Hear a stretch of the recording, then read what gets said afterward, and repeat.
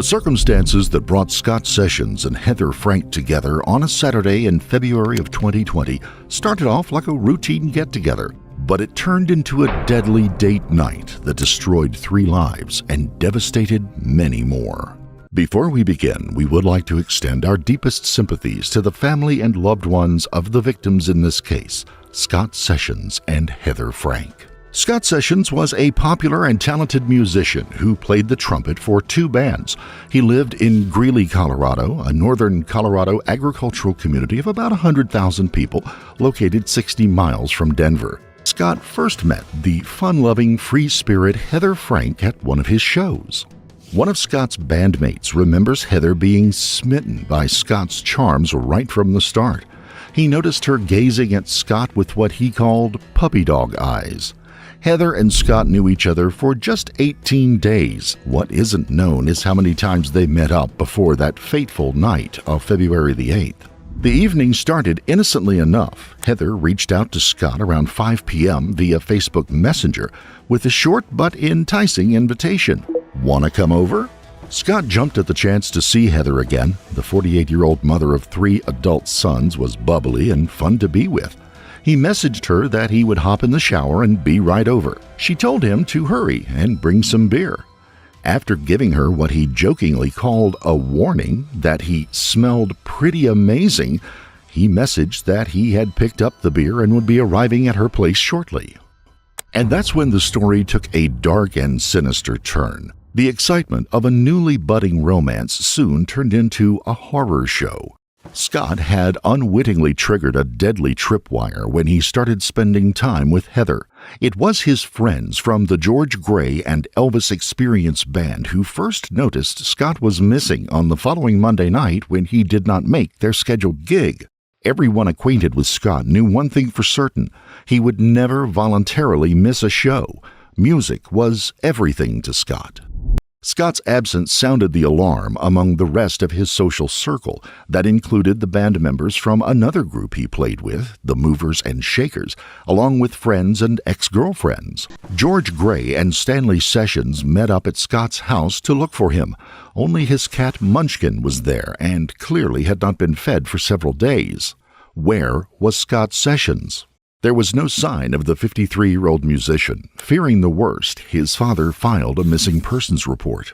What Scott's loved ones did not know was he had already been found. The day before, a snowplow operator spotted a plume of smoke in the Pingree Park, about a 2-hour drive from Greeley in Larimer County. When the driver stopped to extinguish the fire that morning, he was shocked to discover in the flames there was a human body. It was being consumed by the fire.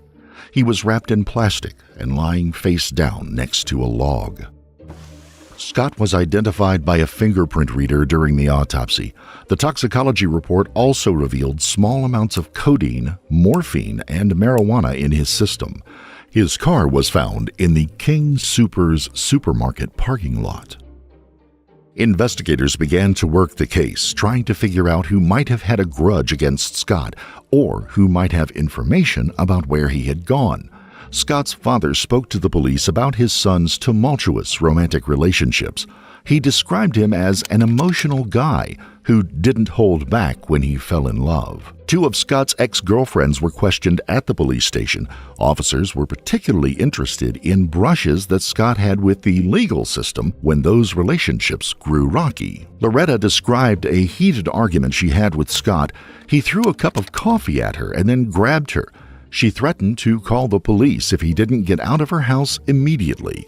He left and then proceeded to call the cops on himself. Both Loretta and Scott's father agreed that it was his earlier problems with a previous girlfriend that had led him to proactively call the police. Ex-girlfriend Laura Stevens spoke about the troubles that she and Scott had in their relationship. Eventually, both women mended the rifts they had with Scott and built friendships with him over time. He had worked on his issues of the previous few years and finally seemed to be hitting his stride. They both spoke highly of him and talked about his magnetic and dynamic personality that drew friends into his orbit. He was especially elated when he was performing regularly. His excitement about music was evident even with casual contacts. Scott had recently returned from a trip to the Memphis International Blues Challenge where he competed with the Movers and Shakers.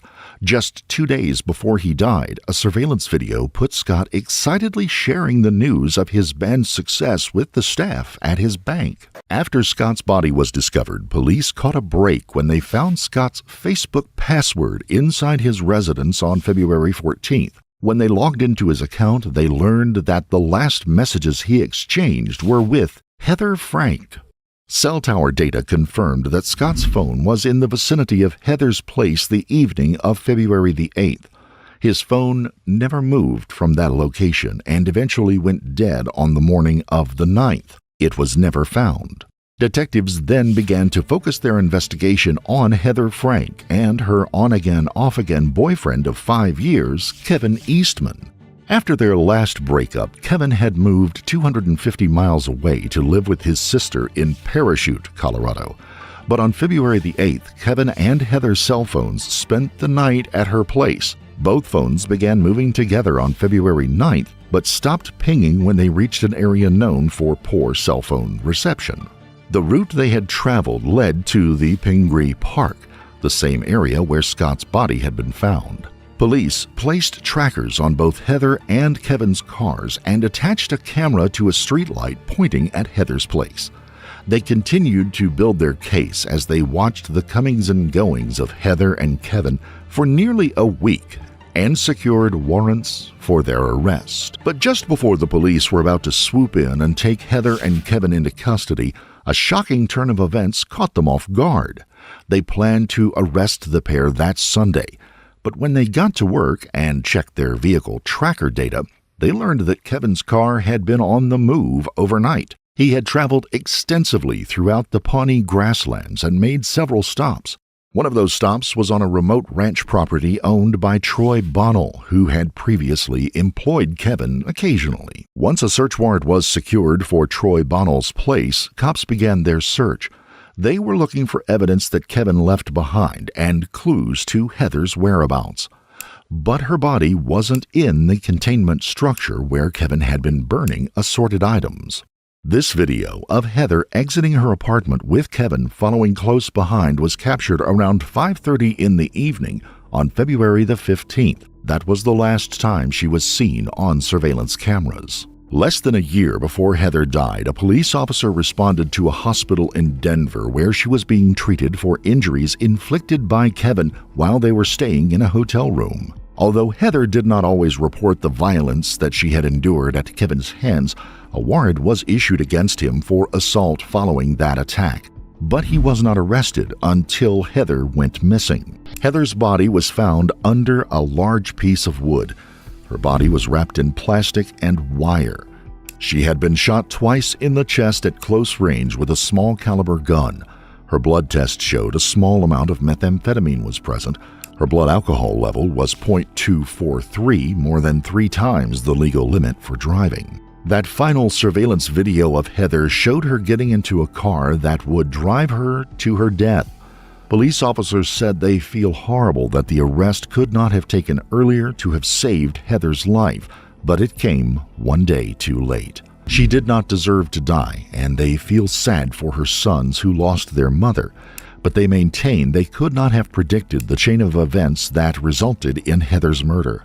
As they were questioning Troy Bonnell, police were also questioning Kevin Eastman. At times, he claimed he did not remember what happened, blaming an old head injury. Other times, he implied that someone else had killed Scott and that he promised not to reveal their identity. He also said that he didn't believe that Heather was dead. Unable to pry much information out of Kevin, officers left him alone with his thoughts in the interrogation room. That led to some odd moments as he was left to mull over his predicament. Heather's niece would later speak out in court about her aunt and tell the courtroom that her grandmother had died feeling the heartache of losing a child. In 2021, Kevin Eastman pled not guilty to charges that included 2 counts of first-degree murder after deliberation, tampering with a deceased human body, and tampering with evidence. He underwent 2 competency evaluations and was found to be competent to stand trial. The case went to trial in the summer of 2022. On July the 20th, a jury found 50-year-old Kevin Eastman guilty of all charges. All three people in the center of this tragic tale had serious problems: excessive alcohol use, questionable life choices, and troubled romantic relationships. But every one of them was trying to forge a new start in their own way. If you found this case compelling, don't forget to like the video, comment down below, and give your take on it, and please subscribe to the channel. Also, hit the notification bell to stay up to date when we reveal a new shocking case. Until next time, stay safe and keep your eyes peeled. You never know what's lurking in the shadows.